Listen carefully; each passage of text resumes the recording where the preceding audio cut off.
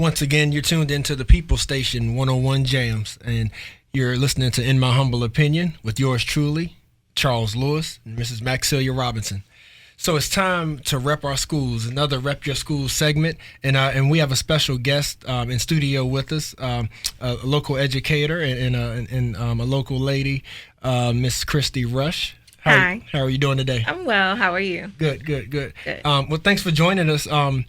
Buford Middle School is the only public city middle school, correct? Mm-hmm, that's correct. Yep. We serve 7th and 8th grade. Right, and you're a teacher there. So, if further introduce yourself to our listeners, so we can, and then we'll get into some of the good things that Buford Middle School has going on.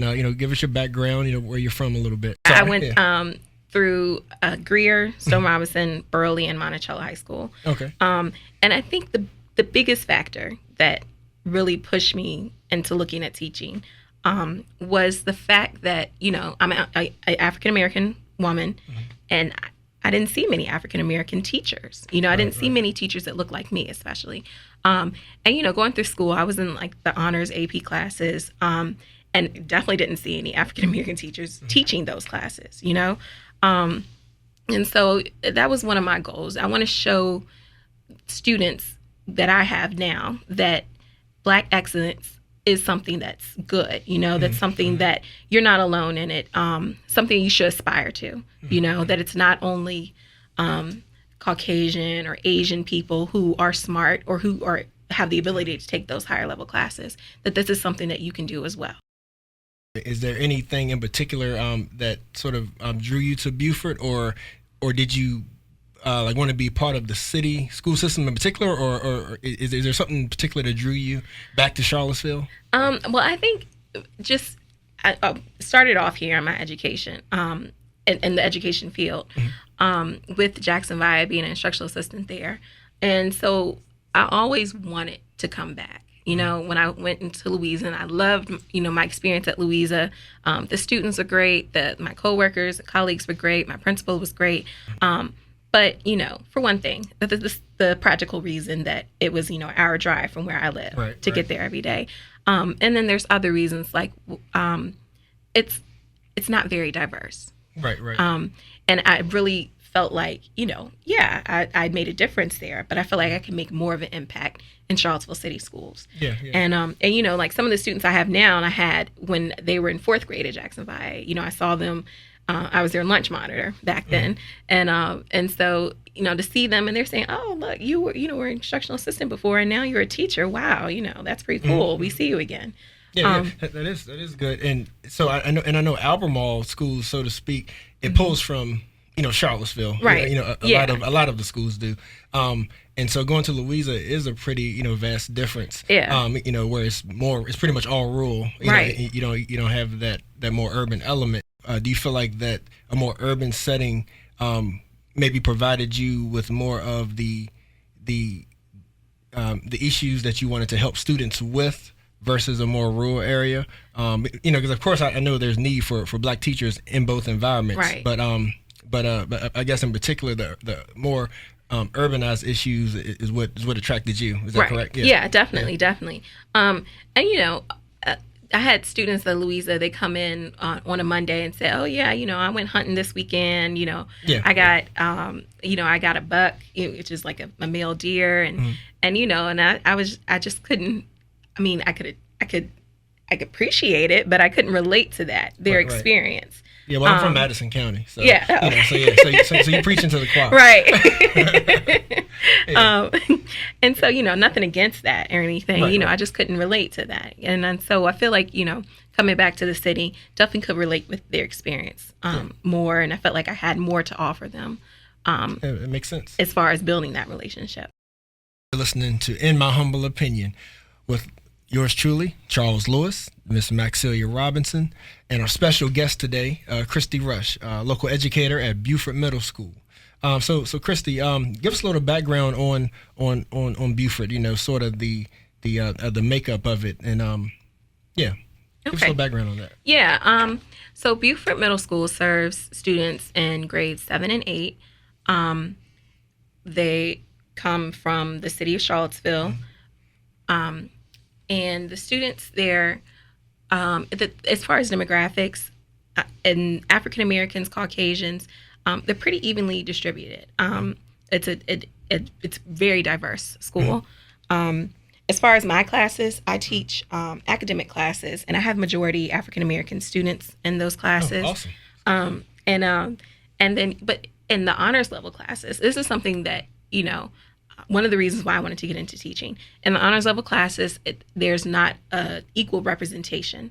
In honors classes, there are more Caucasian students in those classes or Asian students, whereas in the academic classes, it's more of African American, Hispanic students.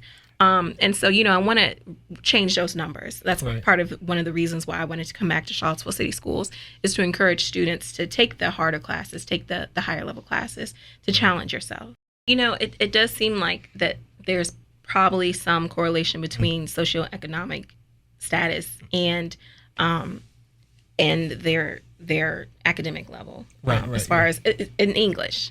Okay. I want to specifically English. Right. I think it's a little different for like the social studies classes, the math classes, and the science classes.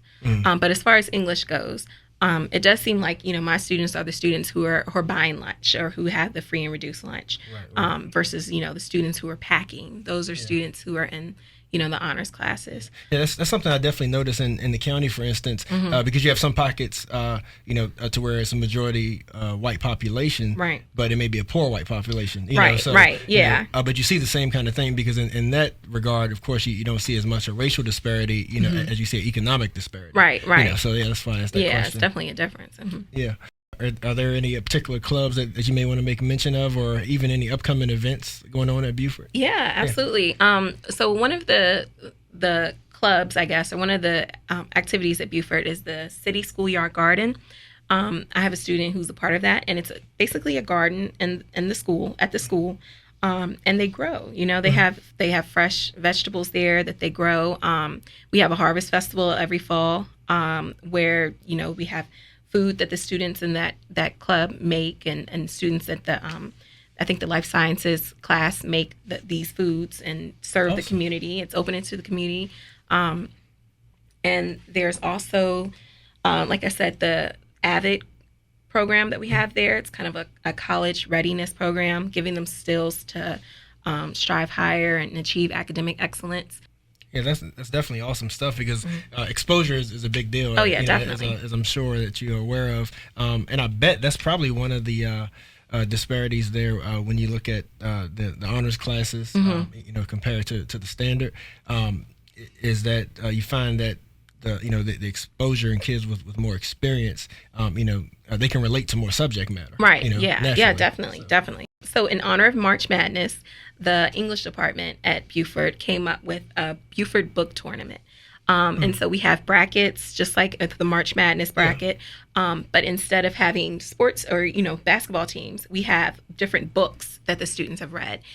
So these are books that the students have read that they really loved, and they wanted to nominate them for this tournament.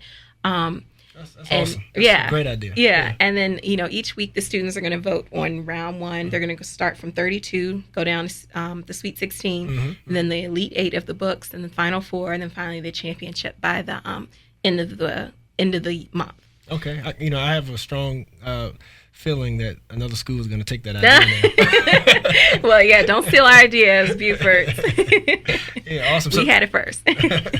So that sounds jam-packed. Was there anything else? That's as far as this month, that's the major points that we're working on right now. So the writing SOL is enough. Awesome, good stuff. Well, hopefully we can have you back. And please feel free to bring a colleague or one of your outstanding students. Awesome. And maybe even give us some follow-ups on how some of these events turned out. Yeah, great. Thank you for having me. Yeah, absolutely. And as a closing, just want to make sure there's nothing that we missed. And if there's any final words to maybe some of the parents listening, as an educator, a lot of times educators get the short end of the stick. I totally understand this. I'm married to an educator. Oh yeah. And so but from what I see, there's nothing more rewarding. Like when that student, that maybe left your class, comes back or sees you in public, and they express how much that you caring and your teaching style meant to them. Right, absolutely. And I could tell that you're compassionate because you came back for a reason, and you and you have a focus group that you want to have a positive effect on. So I applaud you for that. Well, thank you. Yeah. Thank you. But for any closing comments as far as to the listening audience, just to help out, you as an educator, anything that they maybe should know. Yeah, just parental involvement is essential. It is so important. And, I see a lot of parents are involved at the elementary level. And then it starts to really break off during middle school. I see them coming to maybe sporting events. But as far as in the classroom and being there for academics, there's, parents, I know they have busy schedules. They have younger siblings that they're dealing with and other things they're dealing with. But parental involvement really does make a difference. So I would encourage parents to become as involved as you can in your child's education, even if it's, just checking up with them at home after the school day. How was your school day? Do you have any homework? That's a big thing. A lot of times the kids say, I forgot I didn't have any homework, or, But, just checking up on them, make sure they have done their homework. If they're having issues in school, just talking to them, Right. I know middle school especially can be kind of a difficult age to relate to kids. I was going to say that dealing with the middle school age, it may not be enough just to ask parents. And I'm speaking as a parent. You may just have to grab that book bag and say, let's see what's in this folder. Right. And I will admit that, taking their cell phones is a great tactic. I've seen so many students who had their phones taken away because their grades weren't where they should be, or they weren't doing what they should have been doing.